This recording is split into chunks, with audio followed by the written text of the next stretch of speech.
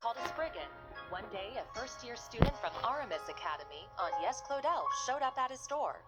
She requested his help in finding antique ornaments called the Genesees, which she inherited from her great-grandfather. Utilizing his connections in normal society and the underworld, Van and Agnès found one of the Genesees, only to come under fire from a mafia group called Almada. Despite the seemingly hopeless situation, the Genesis resonated with Van's Zypha, a tactical ornament from which a little fairy named Mare appeared. With her assistance, Van clad himself in an armor made of shards and transformed into the Grindel. He turned the tables on the mafioso with its overwhelming strength. After that, Agnès agreed to work for Van part-time in exchange for his help in finding all 8 Genesees. The two of them traveled all across Calvert in search of them, and made a number of new friends along the way. Barry Al-Fayed, a Jaeger who was raised for a life on the battlefield as a Krugo warrior. Aaron Way, a prodigy and a reckless leader of a group of delinquents from Longcourt's Eastern Quarter. Reset Twinings, a service concierge dispatched from the Marduk Company to provide ARC ride solutions with impeccable support. Katra Salesian, a young engineer stationed at the Basel Institute of Science, where he participates in the development of cutting-edge technology.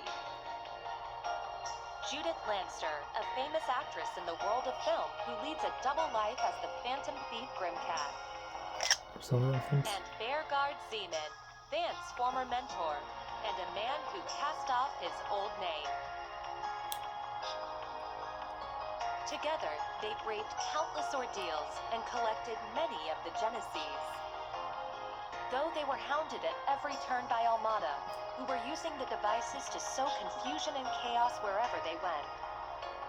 Eventually, Almada's leader, Gerard Dantes, detonated a nuclear weapon in a remote village and wiped it off the map. Multiple factions, now driven to bring about Almada's end, found themselves as pawns in a death game, where Van and his friends came out on top and ultimately defeated Almada's executives and cohorts. Then they put an end to Dantes, the source of all this evil.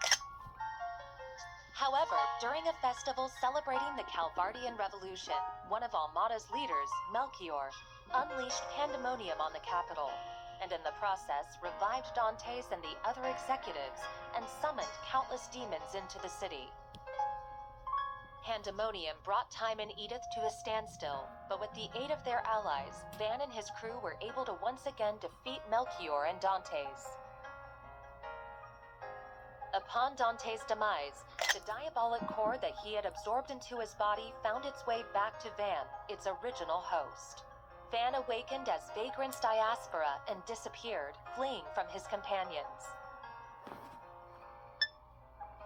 Unwilling to lose their friend, the group chased after him into the boundary between Zemuria and the Beyond and confronted the demon that overtook him. Thanks to the urging of his friends, Van was able to regain himself and temporarily drive the Demon Lord out by flinging the core into the depths of the rift. With all of these incidents behind them and the end of the year fast approaching, everyone other than Agnès bid a brief farewell to Van as they each left Edith behind. But before they departed, they all promised that they'd see each other again in the near future.